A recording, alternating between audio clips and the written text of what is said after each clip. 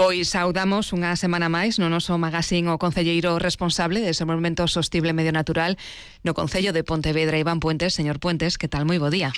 Que tal, bo día. Hoxe imos falar dese contrato de Parques e Xardín que, como vostede di, é o maior contrato da historia da cidade de Pontevedra, señor Puentes? Sí, pois na parte dos xardíns, sí, efectivamente, non é un contrato que, bueno, no anterior tiña un importe que superaba un pouquiño 700.000 euros e neste caso pois estamos falando de subir ese gasto no mantemento dos xardíns hasta algo menos do 1.200.000 euros, é dicir, non duplicamos, pero case duplicamos o importe que se destina ao mantemento das zonas verdes da cidade e tamén incrementamos o persoal, non? Agora pois contamos cunha plantilla máis ou menos regular de 13 xardineiros e vamos a pasar a unha plantilla de 21, non? Bueno, por que? Pois eu creo que porque a necesidade da cidade e sobre todo as necesidades que os veciños e veciñas nos transmitían, bueno, pois facían desexable un mantemento máis intensivo, máis regular e mellor en determinadas zonas da cidade. Pontevedra era o concello de Galicia, das cidades galegas, que menos cartos destinaba a este mantemento das zonas verdes. Estamos falando de unha media de uns 71, 72 céntimos por metro cadrado de zona verde, cando outras cidades galegas están no euro 50, euro 60, algunhas caixas próximas aos 2 euros por metro cadrado de zona verde. Neste caso non chegamos tan lonxe, pero bueno, estamos falando que xa imos a algo máis dun euro e pico de custe por metro cadrado, non?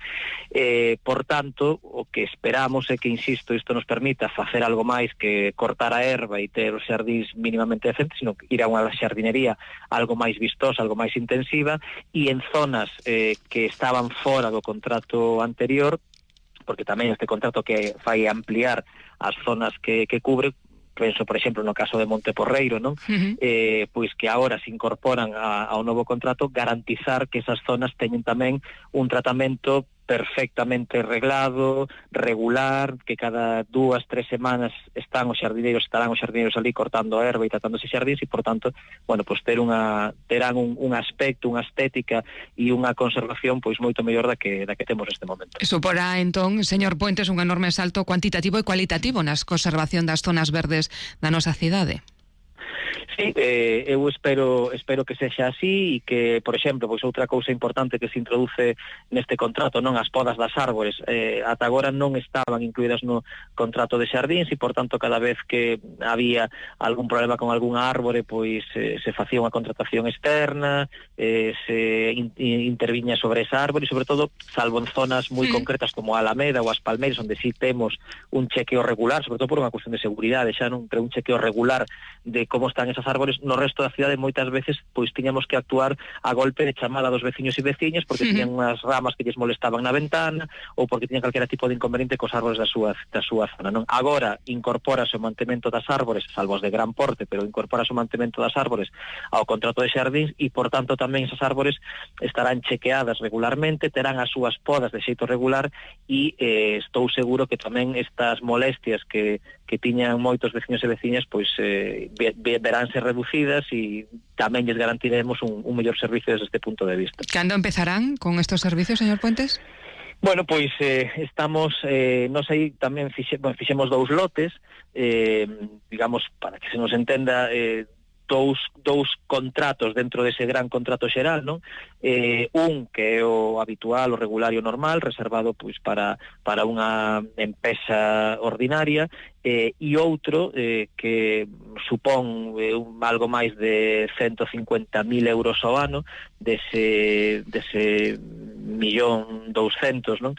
Que suma a totalidade do contrato de xardíns, que reservamos exclusivamente para empresas de economía social, é dicir, para talleres especiais de emprego, é dicir, para persoas con algún tipo de discapacidade que tamén lles garantimos, mediante a contratación pública neste caso, pois a oportunidade de ter un posto de traballo ben remunerado na súa cidade, non? Pois aquí deixamos este contrato, novo contrato de Parques e Xardíns, o mellor, o máis importante da historia da cidade de Pontevedra. Por certo, señor Puentes, onte estivo na ponte precisamente do ferrocarril sobre o Lérez, como van os traballos? Bueno, pois empezando xa e a verdade é que a bo ritmo, non? Por fin levamos o que precisábamos, que eran 2 semanas seguidas prácticamente sen ningún tipo de choiva e puido empezar ese movimento de terras que era o primeiro que había que facer, non? Que construir a senda en zigzag pola ladeira do talude do ferrocarril desde a praia de Fluvial ata a vía. Esa senda está prácticamente rematada, o perfil, o debuxo da senda, e agora pois o seguinte é empezar cos traballos dos muros de contención, os muros de mampostería, que van conter todas estes taludes que se fixeron coa nova senda, e unha vez teñamos construídos eses muros, cementada a senda e poda a maquinaria subir hasta a cota da vía, empezarán por último os traballos de pavimento desa antiga vía para construir ese nunha primeira fase miradoiro sobre o río Lérez desde a Ponte Vella do Ferrocarril, e nunha segunda fase xa pois esa senda que conecte Lérez con Monte Porreiro e que formará parte da futura vía verde de Pontevedra a Vilagarcía. Sí. Eu creo que é unha obra que tamén vai cambiar sustancialmente ese entorno e da que poderemos disfrutar pronto todos e todas. Moi ben, pois Iván Puentes, responsable de Desenvolvemento Sostible e Medio Natural no Concello de Pontevedra. Grazas por estar unha semana máis aquí no noso magazín. Señor Puentes, que teña bo día. Un saúdo. Gracias a vos, moi bo día.